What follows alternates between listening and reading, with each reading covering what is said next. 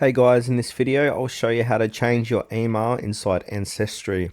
If you find this video useful, please leave a like and subscribe to our channel. In saying that, let's just jump straight into it. Alright, on your PC, laptop or even your mobile device, head on over to ancestry.com.au, and then once you're here, make sure to log in. So now I'm going to sign in with Google. You can sign in with your email or username and password, but I'm going to choose email for this demonstration. I'm going to click on continue. Right, now it wants me to add a verification code that got sent to my mobile number, so I'll jot that in now.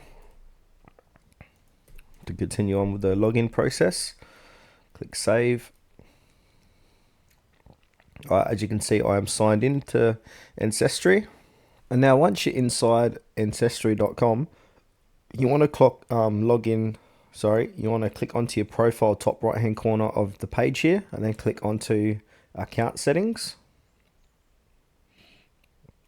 And now from here, under account information, click on where it says email,